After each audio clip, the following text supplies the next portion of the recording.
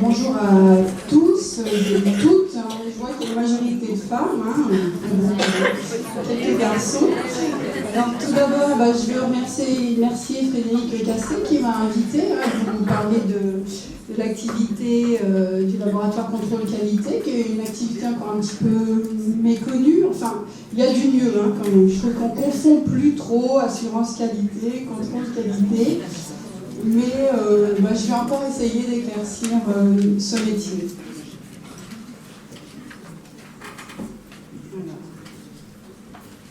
Alors, donc, dans un premier temps, je vais vous faire une petite présentation de l'organisation normande, parce qu'il y a quand même des petites spécialités régionales. Après, je vais vous préciser les différentes activités qu'on prend en charge au laboratoire. Je vous parlerai aussi des analyses qu'on réalise. Alors, je ferai un petit paragraphe sur les caractéristiques des produits sanguins labiles, mais rassurez-vous, je ne vais pas vous sortir le texte officiel et toutes les caractéristiques, ça serait assez désagréable. Et puis, quelque chose qui m'est cher, je voudrais vraiment parler de l'importance du partenariat entre les prélèvements, le contrôle qualité, la prépa, la distrie, et l'ICT, la thérapie cellulaire, avec lesquelles on travaille aussi, parce que je suis vraiment convaincue que si ce partenariat ne fonctionne pas, on ne peut pas vraiment avancer. Et puis, Frédéric Casset m'avait demandé aussi d'essayer de faire un petit peu quelques diapos sur comment évoluent les produits sanguins labiles dans le temps. Donc, je fais quelques un petit peu de biblio, mais ça va être rapide. Voilà. Donc, l'organisation normande. Alors, déjà, je voulais vous rappeler les petites spécialités de la Normandie. Je ne sais pas si vous avez eu l'occasion de goûter tout ça, mais entre nos pommes, notre camembert, c'est vrai. Nos fruits de mer, quand même, donc la mer n'est pas loin, les fromages, le calva, tout ça. Non, on ne vous a pas fait goûter.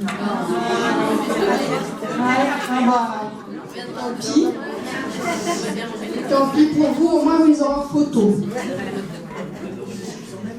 Alors, plus concrètement, donc l'organisation de la Normandie, qui est répartie sur 10 sites. Je ne sais pas si ça vous a déjà été présenté, mais brièvement.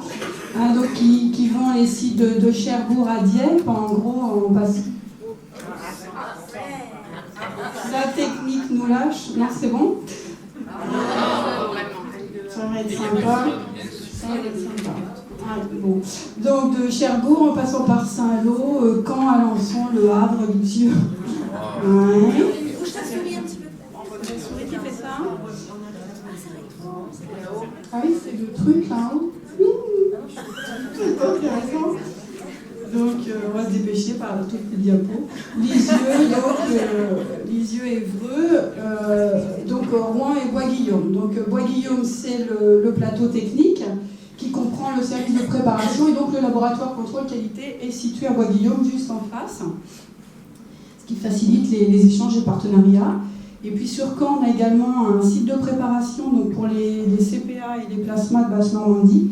Donc c'est vrai que je les remercie encore, je ne sais pas si on est dans la salle, et qui nous font les échantillons des produits de Basse-Normandie. Ah oui, alors ça, il ne faut pas du clic sur le machin, sinon ça prend. Voilà, alors l'équipe du laboratoire contrôle qualité, donc on a 4 techniciennes de laboratoire, plus moi-même. Et donc, elles sont présentes du lundi au vendredi, en gros de 8h à 18h, et puis le samedi matin. Alors, les différentes activités donc, au laboratoire. Donc, effectivement, l'activité principale, c'est le contrôle statistique sur les produits sanguins labiles, PSL, je pense que ça parle à tout le monde, avec pour mission, avant tout, de surveiller les processus donc, de prélèvement, prépa et distribution. C'est vrai que quand on contrôle un produit chimique, ça nous permet de, notamment les produits d'Aferès, produits issus du sang total. Enfin, l'Aferès, quand on contrôle et qu'on vérifie que les produits sont conformes, statistiquement, ça nous permet de dire que le processus prélèvement se passe bien.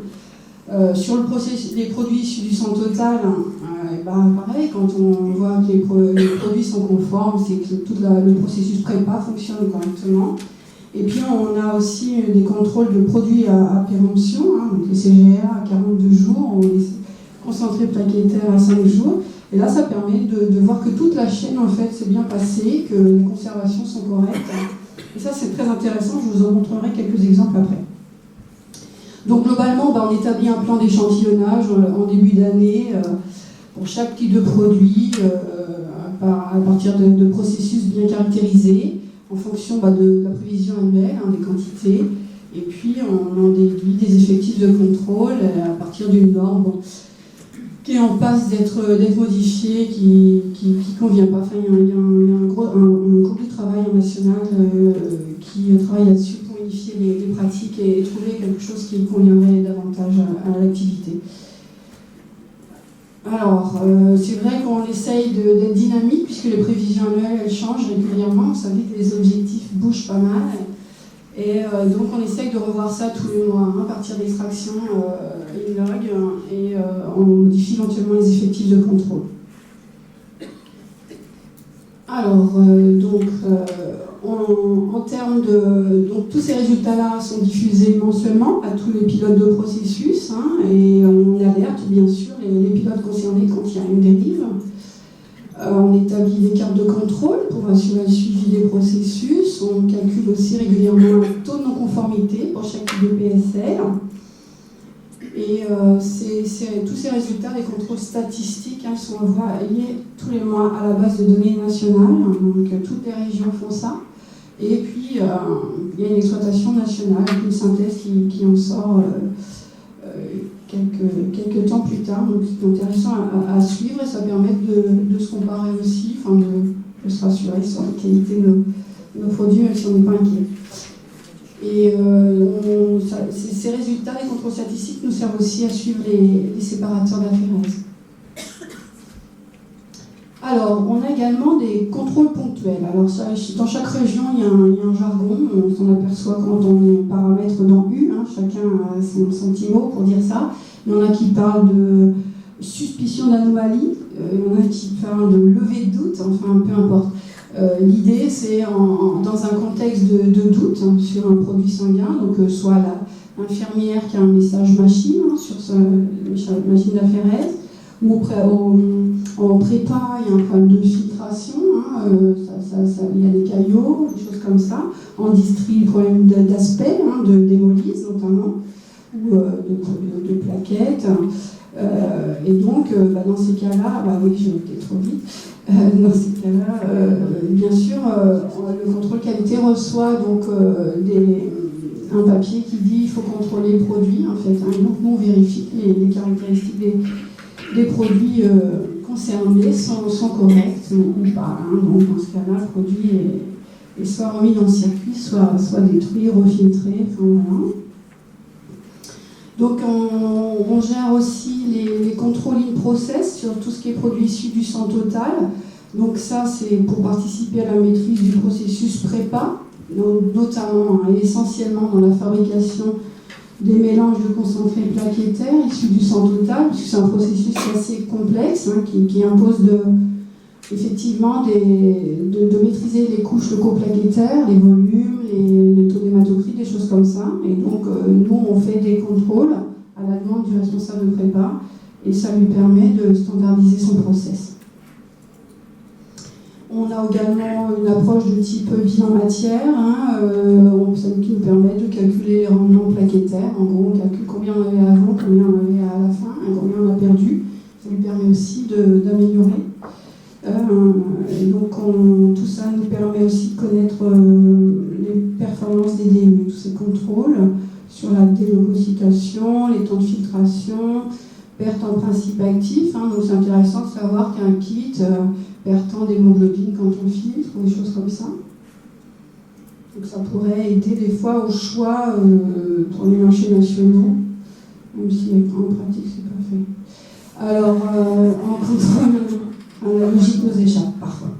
Mais donc les contrôles qualité externe, parce que le laboratoire contrôle qualité, bien sûr, il contrôle un petit peu les autres, même s'il n'y a pas une démarche de flicage, bien évidemment, mais au contraire, toujours tourné vers l'amélioration continue. Il faut bien sûr que le laboratoire contrôle qualité il s'assure lui-même qu'il ne dérive pas, et donc bien sûr on participe à des contrôles qualité externes pour vérifier l'absence de dérive de nos méthodes de mesure. On gère notamment les contrôles qualité ASAP, donc ça nous est imposé de toute façon. Toutes les régions sont obligées d'envoyer des produits régulièrement au cours de l'année, et l'ASAP fait ses contrôles, il nous envoie des rapports. Et puis on a mis en place aussi des contrôles nationaux entre les différents laboratoires de contrôle qualité. Ça c'est vraiment très très intéressant. Il y a une région, par exemple, qui allicote un mélange de concentré plaquettaire et puis qui l'envoie à tous les labos contrôle qualité de la France, et puis tout le monde le même jour fait ses mesures. Ça permet de se comparer les uns aux autres, et ça c'est vraiment très très intéressant. Alors, donc au laboratoire de contrôle qualité, on gère aussi la matériaux-vigilance, donc ça c'est peut-être une petite subtilité, je sais que c'est pas comme ça dans toutes les régions. Alors c'est-à-dire que c'est nous qui saisissons dans les lots toutes les lots des DMU reçus, les numéros de lot, les références, les TAR et tout ça, pour avoir une traçabilité informatique des lots. Et puis c'est aussi les techniciens du labo qui gèrent l'envoi aux fournisseurs des DMU défectueux. Pour expertiser, pour voir où il y a eu le problème. On gère également la numération plaquettaire de tous les concentrés plaquettaires de la Normandie, soit les CPA ou les MCP. Donc là, voilà, c'est un contrôle à 100% de la quantité de principes actifs en plaquettes. C'est vrai que c'est important, parce que la facturation est liée. Alors ça, c'est une activité aussi qui est là et faite au contrôle qualité, en tout cas en Haute-Normandie.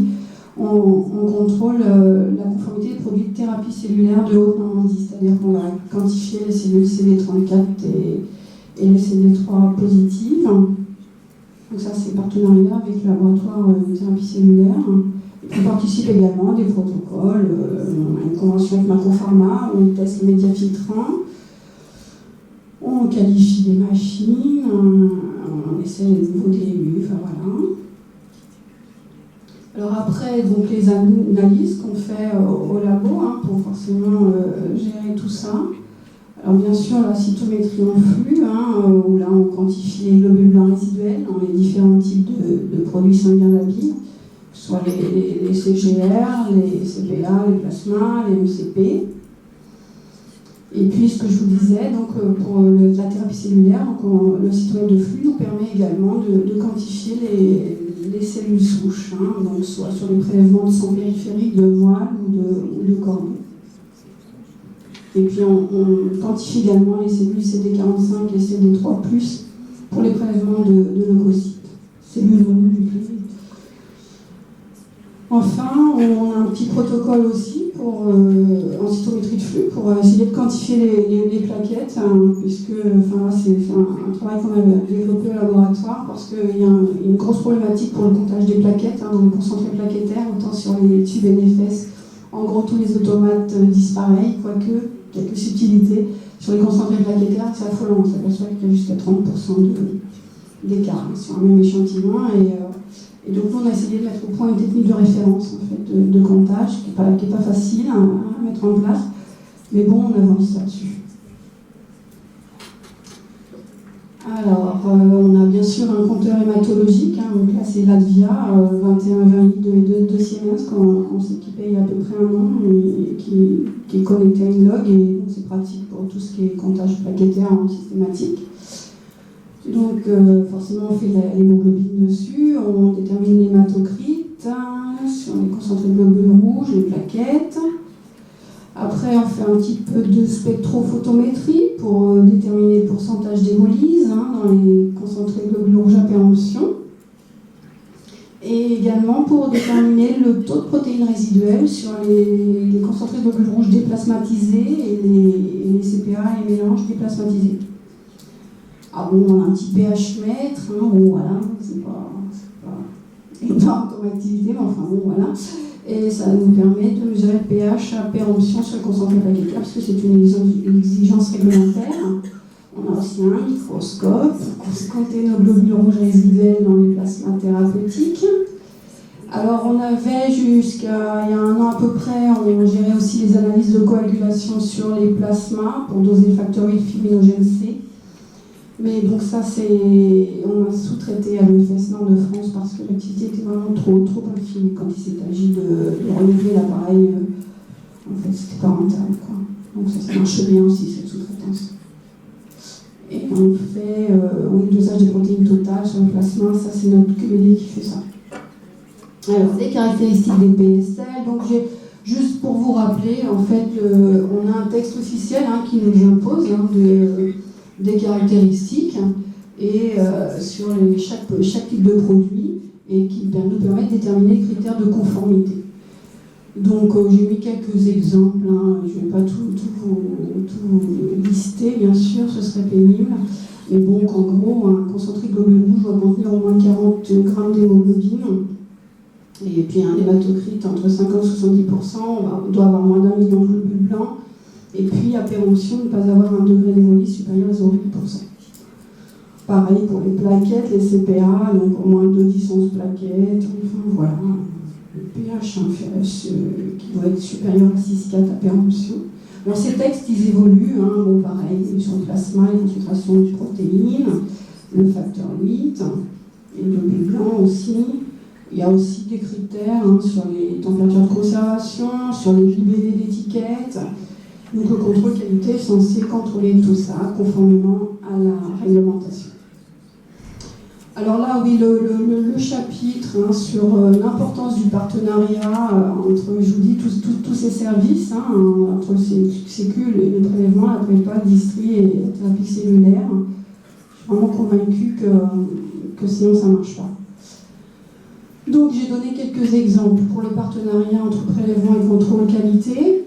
Donc c'est nécessaire, oui, pour avoir des plans d'échantillonnage qui soient adaptés à la réalité. C'est bien sûr quand il y a des gros changements d'objectifs, et ça nous arrive de plus en plus, qu'on nous dise allez, on augmente ça, on arrête ça, non, on recommence, enfin voilà.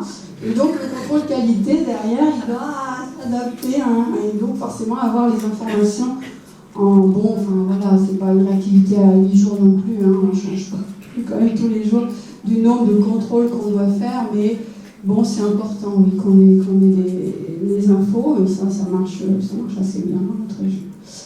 Pour réaliser le suivi des séparateurs aussi, forcément, quand ils se déplacent, les machines, on doit être au courant, sinon on peut continuer à chercher longtemps les produits issus d'une même machine sur un site, s'il y avait plus sur ce site-là. Et puis, pour assurer donc, la maîtrise de la qualité des produits distribués, oui, je disais, oui, la maîtrise, en fait, c'est important que c'est vraiment un partenariat, c'est-à-dire que les services de prélèvement doivent aussi connaître ce que fait le contrôle qualité. Parce que sinon, s'il y a un risque, par exemple, c'est arrivé, à titre d'exemple, qu'on nous demande des globules blancs alors qu'il y avait un doute sur l'intégrité. Et donc, il y a un moment, il faut savoir, quand il y a analyser le risque, et puis demander l'examen qui peut permettre de lever le doute sur ce risque-là. Des fois, si on nous demande un examen qui n'est pas adapté, ça ne marche pas. On ne répond pas à la question dans ces cas-là. Donc ça, c'est important.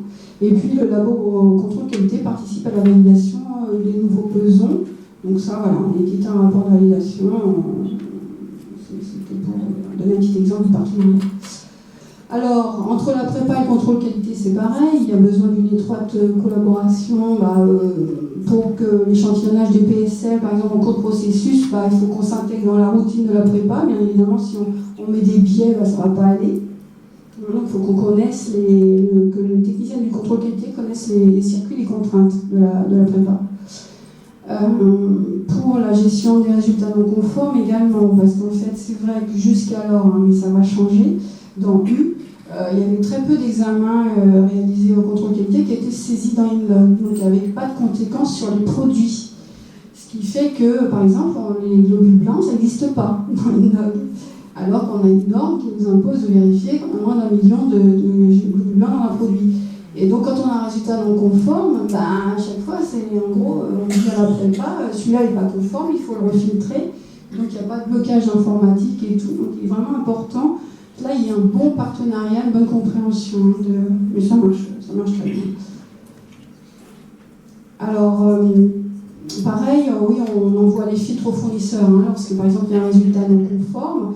Donc si les filtres de Santotal notamment ont été jetés, forcément on ne peut plus rien envoyer, il n'y a plus d'expertise possible.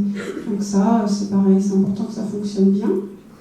Et puis planifier les protocoles de validation, pour que ça fonctionne aussi, il faut que les contraintes des deux services soient connues, parce que faudrait pas, si tout le monde nous demande des contrôles en même temps, il y a un moment on n'arrive plus.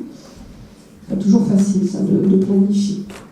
Alors avec la distri, donc on travaille en étroite collaboration pour les plans d'échantillonnage sur les produits à péremption. Donc en fait, on a choisi de prendre que les deux gros sites de Caen, parce qu'il y a très peu de sont périmés sur les sites périphériques, donc les deux gros sites Caen et Rouen.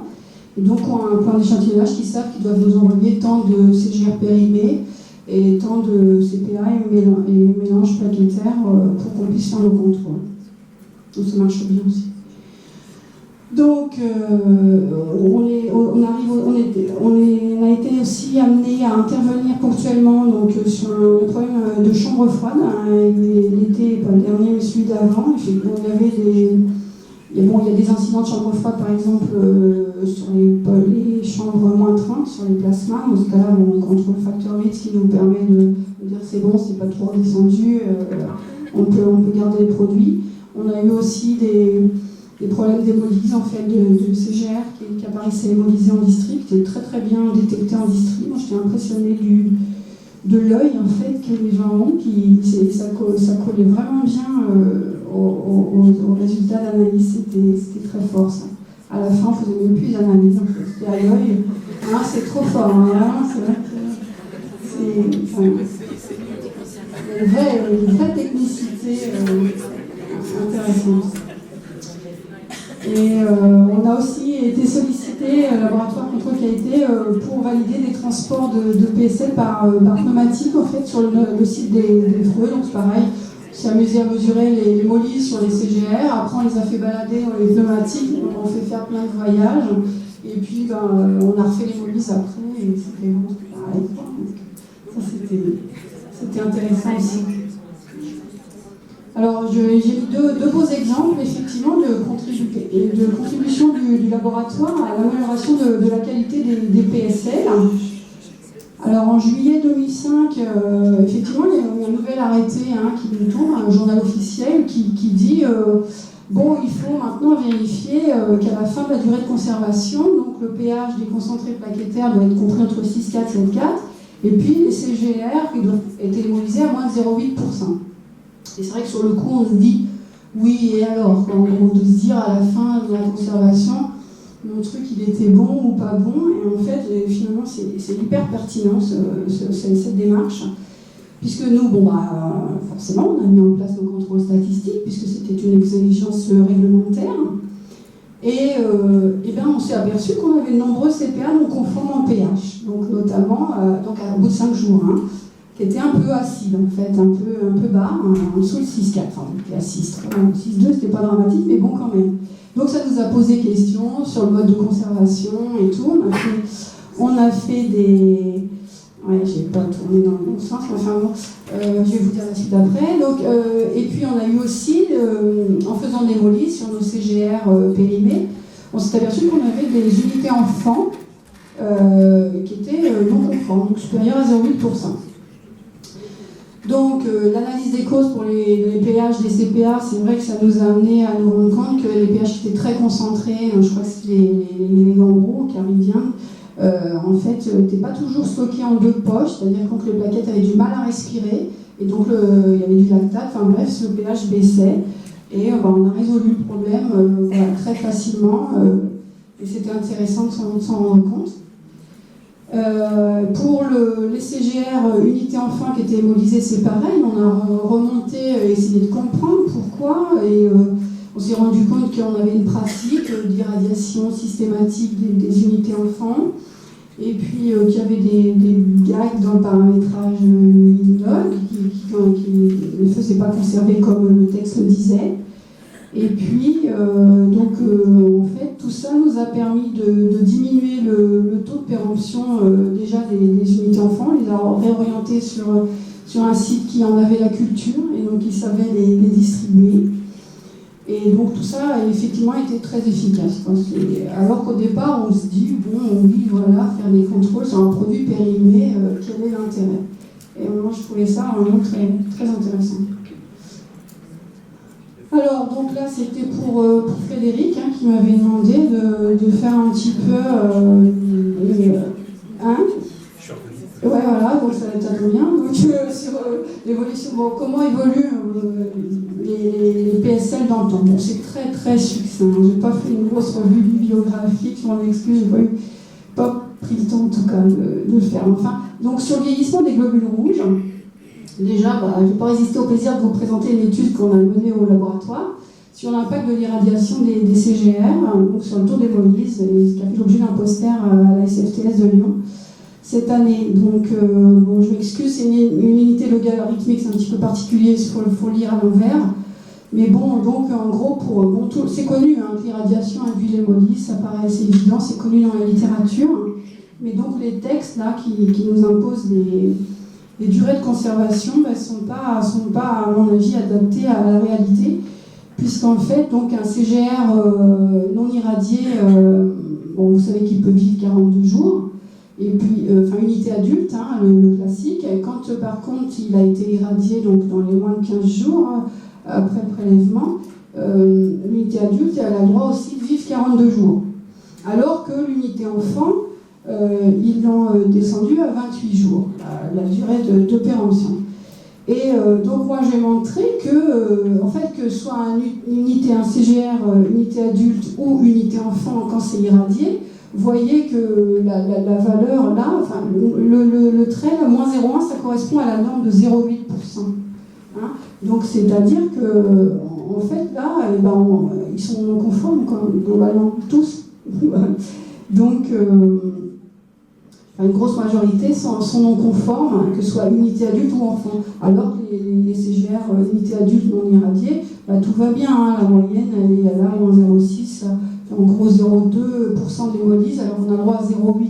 Donc eux, tout va bien, on n'a jamais de souci de conservation.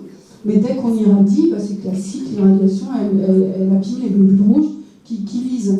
Donc ce qu'on espère, c'est faire évoluer les textes. En fait, là, clairement, je pense que à partir du moment où un CGR est irradié, qu'il soit adulte ou enfant, et ben, il doit pas vivre 42 jours. Donc après, il y a eu aussi à la SFTS de Lyon une conférence présentée par des auteurs québécois et quand même publiée dans TCB, une revue, et qui s'est posé la question de l'impact de la durée de conservation des CGR. Là, c'est le côté clinique, hein, ce qui nous manque un peu, enfin moi personnellement, au laboratoire, c'est une vision que j'ai pas du tout. Et eux, ils disaient que la durée de conservation d'un CGR n'a jamais été déterminée sur des critères cliniques pertinents. Donc c'est là qu'on s'aperçoit aussi de la dualité entre le in vivo et le in vitro. Il y a des fois, on a beau dire, oui, quand on regarde les caractéristiques, il y a toujours de l'hémoglobine, il y a toujours des globules rouges vivants et tout, mais en pratique, est-ce que ça a des effets délétères sur les patients? Donc là, c'est très très particulier, hein, cette étude, il faut pas l'extrapoler à d'autres services, ça a été fait en réanimation. Hein, donc c'est des patients particulièrement sensibles aux lésions d'entreposage des globules rouges. Alors, ils partent du constat que la pratique de durée de conservation en distribution, en gros, c'est on distribue les plus vieux d'abord, les CGR, pour limiter la péremption. Donc, dans des cas particuliers, manifestement, je ne suis pas une pro de la dystrie, hein, si je dis des bêtises, vous me corrigerez. Sauf dans les cas particuliers de chirurgie cardiaque ou prématurée, où là on va faire attention peut-être de donner des CGR qui sont récents. Mais donc, l'âge moyen des globules rouges transfusés en soins intensifs était supérieur à 20 jours. Je dis, ouais, avec des différences sur le groupe sanguin, et puis bon, d'un service à l'autre, d'un BFS à l'autre aussi. Mais globalement, quand même, on est dans cette valeur-là. Et donc, ils ont étudié le vieillissement des globules rouges. Ils disent finalement, ils vieillissent moins vite quand ils sont dans leur poche, hein, parce que y a des solutions de conservation, ils ont de quoi manger, mais ça vieillit moins vite que dans le corps finalement, mais il y a quand même des lésions d'entreposage. Donc on va voir ça, donc notamment avec des changements métaboliques, biochimiques et moléculaires. Donc quand ils analysent le surnageant, par exemple, on voit que les concentrations en ions changent, hein, le potassium, la PCO2, la concentration en lactate augmente. Par contre, il y a le sodium, le pH qui diminue. Après, on a aussi, sur le globule rouge, on a son activité de 3-DPG là, qui disparaît au bout de 15 jours et manifestement qui génère des problèmes d'échange d'oxygène, alors qu'on sait que c'est quand même le rôle principal du globule rouge. Donc il y a des lises des membranes, peroxydation, capacité à se déformer qui diminue. Et là, je vous ai mis une petite photo d'échinocytes. Donc on voit qu'en microscopie, ces globules rouges, en vieillissant, ils perdent leur capacité à se déformer et donc ils ne peuvent plus aller dans les petits capillaires et donc assumer leur rôle. Donc ils ont tendance à s'agréger, enfin bon. Et puis, oui, toutefois, ces effets-là sont nettement diminués quand le produit est déleucocyté. Ça, je pense que c'est une notion intéressante à connaître. Hein. Ça limite les dégâts, on va dire, en gros, dans le vieillissement. Donc, il y a eu beaucoup, les auteurs disent, l'auteur canadien disait qu'il y a eu beaucoup d'études cliniques sur les effets délétères des concentrés de globules rouges âgés.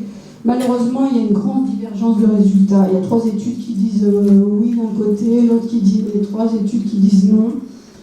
Et ils sont quand même, je dirais, responsables, parce que d'imaginer de diminuer la durée de conservation des CGR, ça aurait des conséquences importantes, notamment sur nos stocks.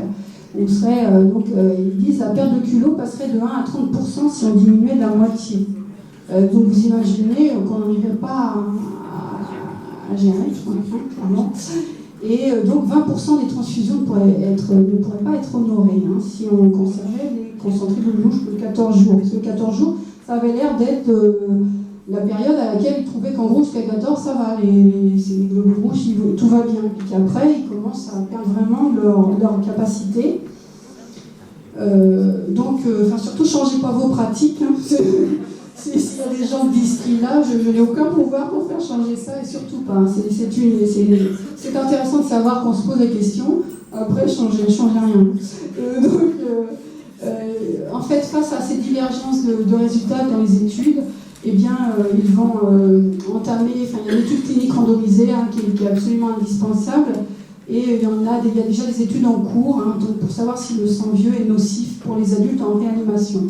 Et avec différents centres canadiens, les services de réanimation françaises et britanniques qui participent à l'étude. Donc on aura des données dans quelques mois, quelques années, je pense, là-dessus. Il est important d'avoir des données vraiment réelles pour fixer des contraintes, notamment en termes de distribution, je pense. Alors j'ai essayé de trouver des petites choses sur le vieillissement des concentrés plaquettaires. Effectivement, c'est pareil. Effectivement, les solutions de conservation permettent de les garder 5 jours. Mais on sait qu'il y a des libérations de substances biologiques, d'enzymes, des phénomènes d'activation et d'apoptose. Donc clairement, au bout de 5 jours, elles sont quand même moins efficaces du premier. Même si les solutions de conservation de plaquettes, avec le magnésium nouvellement, permettent quand même d'améliorer la durée de vie, les performances des plaquettes. On sait aussi que c'est positif dans le sens où ça diminue les réactions allergiques, on gagne du plasma, ça permet une activation des pathogènes. Donc voilà, mais bon, clairement, le vieillissement, il est là, c'est pas une nouveauté. Donc voilà, en conclusion, j'espère vous avoir donné une image dynamique du laboratoire de contrôle qualité. Et puis j'ai vraiment voulu axer sur l'importance du partenariat de cette chaîne transfusionnelle, que j'ai représenté comme un puzzle, en fait, en gros, du donneur au patient, et où tout ça, pour qu'on s'améliore, il faut que tout ça fonctionne bien. Voilà.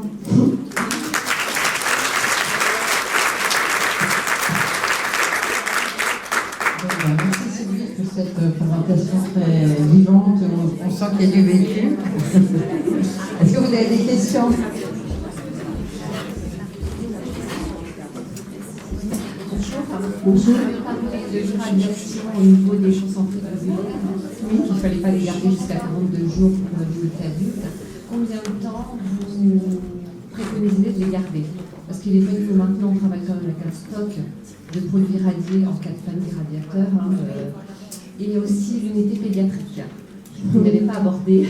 Et je sais, Van Girard m'a fait demander une étude qu'on a faite il y a déjà quelques années, que j'ai jamais conclue, pour être honnête. En fait, moi je pense que 28 jours comme les unités enfants, ça serait bien. Après, je vous dis, j'ai pas le pouvoir de changer les textes. Pour l'instant, les textes, le paramétrage informatique, j'ai essayé de faire bouger. C'est pas encore gagné. Donc après, c'est vrai qu'on peut toujours se donner des contraintes supérieures à la réglementation. On ne pourra pas nous l'empêcher, nous le reprocher. Si la réglementation nous dit que ça peut vivre 42 jours et que nous on décide de laisser que 28, voilà. Après, est-ce que ça représenterait beaucoup? Il faut voir concrètement ce que ça peut engendrer en termes de stock. Moi, je vois pas pourquoi il serait considéré autrement que les unités enfants, parce que vous savez la différence entre une unité enfant et une unité adulte. Il n'y a même plus de notion de volume maintenant, dans les nouvelles décisions du 20 octobre 2010. Donc la différence, c'est le taux d'hémoglobine. En sachant que de toute façon, donc c'est en dessous de 40 grammes, c'est une unité enfant, au-dessus, c'est une unité adulte. Donc on peut très bien avoir 39 grammes dans l'un et 41 grammes dans l'autre. Donc il passe du statut enfant à unité adulte et inversement. Pour autant que l'irradiation, elle est là, elle induit une lise. Nous, on s'apercevait qu'on avait jusqu'à 75% de non-conformes sur nos unités irradiées. À péremption, c'est gagné à tous les coups pratiquement. Ils sont au-delà de 0,8%. C'est pas dément non plus, c'est 1%, 1,2%. Voilà, je pense qu'on ne tue personne, mais quand même, sur le fond, moi je préconiserais 28. Mais après, voilà, surtout, ne changez pas vos pratiques par rapport à ce que je dis. Et puis les pédiatriques, donc c'était les unités qui ont été coupées. Et je sais que c'est vrai que vous, en district, vous avez du mal à les garder, quoi. Après, ils vous paraissent hémolisés. Sachez que l'étude qu'on a faite sur Caen, on a mis longtemps, parce qu'on avait évolué peu. Franchement, ils étaient bons. Ils étaient bons tous, quoi. Je crois qu'on avait arrêté à 21. C'était à 21. Je crois que c'était 21 jours, en fait, parce que les gens en district avaient scrupule à les distribuer au-delà. Ils trouvaient qu'ils étaient... et peut-être que je pense qu'il y a le message derrière que c'est peut-être plus pour des enfants. Et donc on est plus précautionneux, on a plus de crainte. Et franchement, à 21 jours, ils étaient tous bons. Donc ils pourraient vivre 28. À quoi que non, le pédiatrique, il vit pareil que l'unité. Il vit pareil que l'unité adulte pourrait vivre 42. Et ça, si ça a été irradié, ça me paraît. C'est pas possible, quoi. Voilà.